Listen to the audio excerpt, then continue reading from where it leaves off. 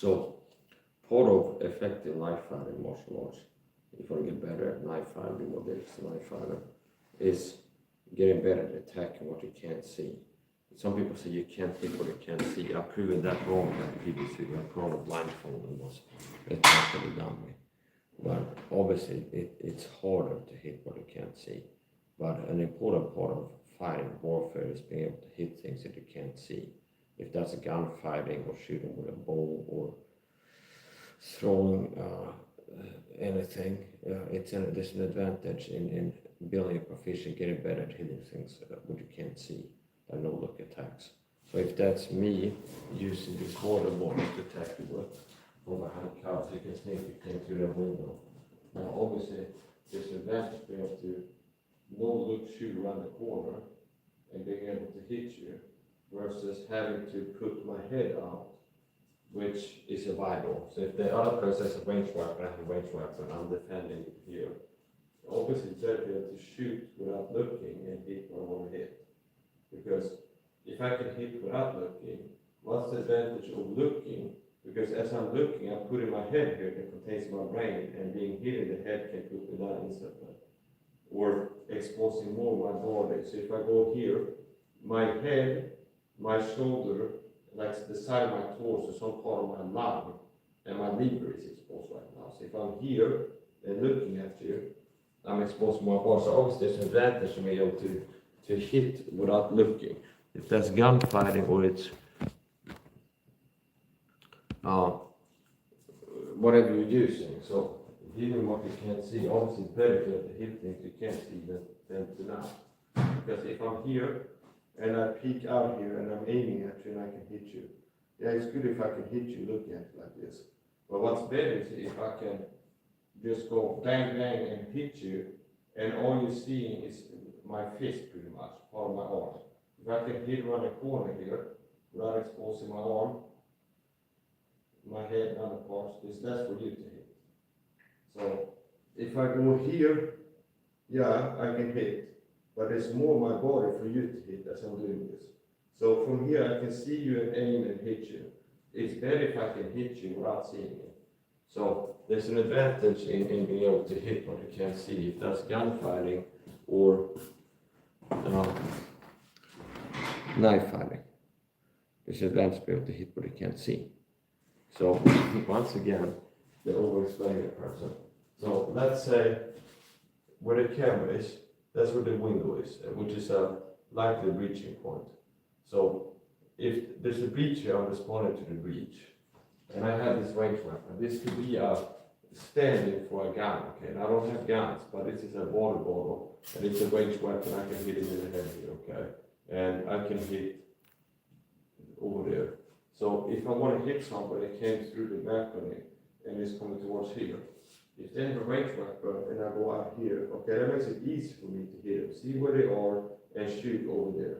Okay, if they're over here, I can shoot over there. If they're over there, I can adjust my aim, shoot over there. If they're moving there, I can track them and hit where they are. Now, obviously, there's an advantage if I can be able to hit what I can't see, and I think at least one of those sprays hit him in the head. Okay, so obviously, there's an advantage to be able to hit what you can't see. So there are no look spraying, literally spray and pray. Okay, God, my Father, pray me help me to be able to hit things, no look hit things from the hand cover. This is the literal spray and pray now from a Christian. See, and I was shooting there, and I think I hit his body and possibly his head. I could go look at the replay and look at the details. I'm gonna have to reload this.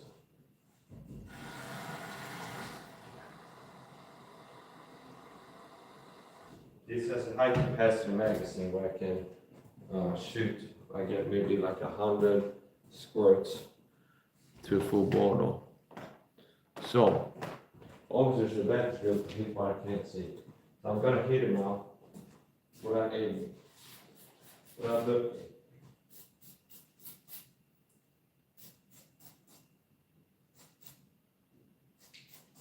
See, and I'm pretty sure it's almost space here. So obviously there's an advantage to me exposing only this and being able to hit it. See? No look, hitting what I can't see. what I'm not seeing. Because if I can hit him there from behind cover, even if he's got a gun, it's like he can't hit me when he can't see me. If I can hit him without seeing him, and he can't hit me without seeing. Do you understand? So from here, if I'm the guy breaching and I got a pistol, okay, and then the defender is behind that corner cover. Me, I don't see any part of the body, and there's concrete there. There's also angle, so there's greater effective thickness like tank armor. It's not just like, let's say the concrete wall is this thick. If it's angled like this, the effective thickness increases. And also there's a greater chance of ricochets. Now concrete is not really this type of concrete, a ricochet material as much as hardened steel or something like this. But still, this angle is like optimal for deflecting bullets. So the effective thickness increases. So if you have something this thick here, this thick, and you want to shoot through it. Now if you angle it like this, the effective thickness increases. If you will measure a straight line distance through this, to get through this, at this angle, there's more material to pass through, to penetrate. Versus if it's flat, there's less material. So it's the effective thickness increases, how much material you have to get through, if it's angled a certain way. And then also there's more likely to not even begin penetrating seriously, but to ricochet off, if there's an aggressive angle there. So basically, from here, I can't hit the person behind cover there. So if they can no look, put their hand out, his cover, if I can put this out here and shoot around the corner, so here's the wall. Here's the wall, here's the corner of the wall. Okay, so if I go here and look, see, notice how my whole arm is exposed and at least half my face, okay, this much, which means here's my brain, see, here's my eye, which means I'm exposing a vital, a bad place to get hit, a vital. So if I need to do this to hit you, now my brain is exposed here, see. So if I can hit you like this, it's like worst case scenario at that moment, my arm can get hit or hand. And I have a spare hand. And my arm is not a vital, which means a bullet hitting my fist is not going to drop me to the ground instantly, as likely as a bullet hitting here. So a bullet hitting me here can kill me instantly and take me out of fight 100% immediately. Versus a bullet hitting my fist can take the hand out of commission, but I can still use my left hand to do things. So even if I can't grip things with my right hand, I can switch and use my left hand and still be dangerous. So being able to hit what you can't see matters. So if I'm defending and here's a wall, and I can just go like this and hit you, bang, bang, bang, bang, bang, and hit you, obviously that's better than having to expose my brain to be able to hit you. If I can hit you exposing only my hand, that's better than needing to expose my head to be able to hit you. So being able to hit what you can't see, there's an advantage to that. So, and there's something that you can train. You can get better at hitting what you can't see. And that applies to gunfighting and knife fighting and all kinds of stuff. Now, since we talk about the philosophy here and use of force, like everything changes. When I'm training as a defender in my home, that's different, okay? So, for example, I'm the defender here, which means if I'm training home defense with this water bottle, I'm not a SWAT team that's breaching and then going in there. Okay, like standard issues, like if a SWAT team or like a rifle squad, maybe in Iraq, it's like kicking out over a house and they're gonna clear the house. There is a different thing there, where it's completely different. If you're a defender, if I'm in here and I'm responding to a breach in the kitchen, it's like I just have to, if I want to get to engagement range, where I can engage them with this.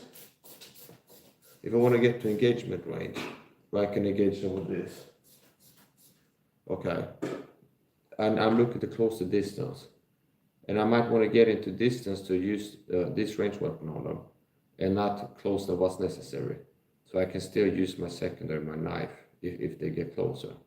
Nicer point. Everything changes. If I'm the defender, I don't have to slice the pie and check every corner on the way to the kitchen. So if I'm responding to a breach in the kitchen, it's like suddenly there's a breach in the kitchen. I might be looking to quickly get close enough to hit him with this, okay? And I don't have to go the way over there, go, okay, I heard somebody in the kitchen, and here I have to be aware that there might be somebody in the bathroom. So I have to like clear the bathroom as I'm moving past here, and then maybe check the left too. And then the bedroom is not a concern. There could be somebody in the corner here. Whereas, do you understand? Like all I have to worry about is responding to the breach. It's a different thing. We're gonna switch and I'll show the first person. So since I'm a defender and I'm not clearing this, if I'm responding to a breach in the kitchen, okay, and I'm looking to get there and shoot him with this, okay. Now, I don't have to be concerned about slicing the pie here and check if there's somebody here on the way over to the kitchen. I'm working to get to the person in the kitchen to engage him with this. I need to get close enough to hit him with this, okay? That's what I want to do right now. There's different ways to play. But here, it's like on the way over there, there's a bang, a window broke in the kitchen, somebody came through. I don't have to be aware that possibly somebody in here, and I have to check so there's nobody in that corner, for example. So it's like if I'm working to respond to the threat in the kitchen, I can just be focused on the threat in the kitchen. I don't have to worry about if there's a guy in here right there that starts shooting at me, because I'm responding to a breach over here. And I don't have to check here. And on the way over here past the bedroom, I don't have to, oh, maybe there's a guy in the corner here or a guy in the corner there, see, that I have to be concerned about. No, it's like I'm just needing to respond to the breach of one of these windows, see. It's completely different.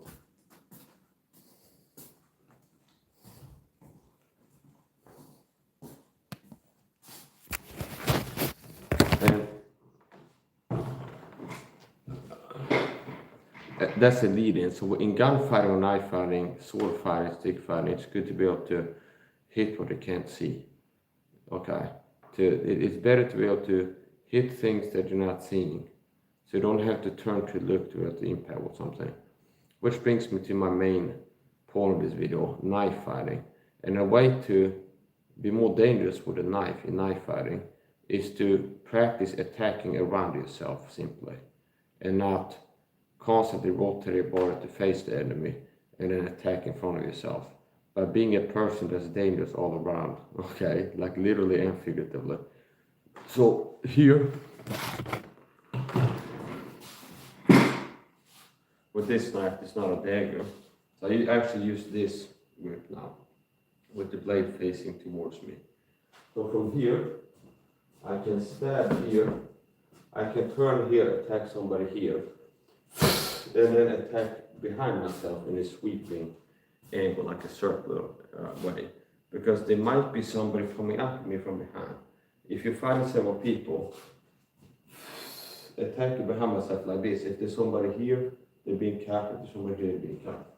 So basically, I can stab here, attack here, I can attack here, and then after that, attack behind myself like that. No loop cutting, where it's dangerous to even approach my body because intermittently I'm throwing attacks behind myself, around myself. And there's an attack that I can throw that is attacking in front of myself, and it continues attacking around. Like for example, if I go from here, I can attack in front of myself, and if I miss or not, I can attack in front of myself and then let the cut continue around myself all the way back here. Which means if you're in front of me here, I retract and then go here, see? If there was somebody coming up behind me, I'm attacking behind them too. It's good in shadow boxing to practice attacking and attacking all around itself. See, like this for example, here's a simple movement. You can incorporate this in shadow boxing.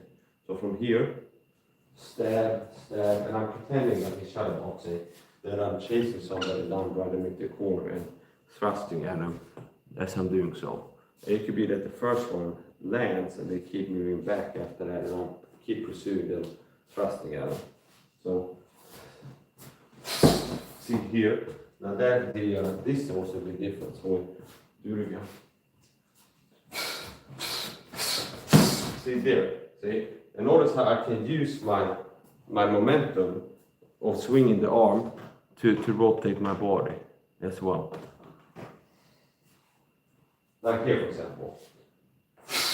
See, and I can create a turn by this attack. Here, and it begins upward rotation, and I can let that pull me over here, bring me this position where I can start attacking for myself again, and then attack again. So notice how you can attack around yourself, omnidirectional. And that's something that's good to practice, get better at in shadow boxing, attack around yourself.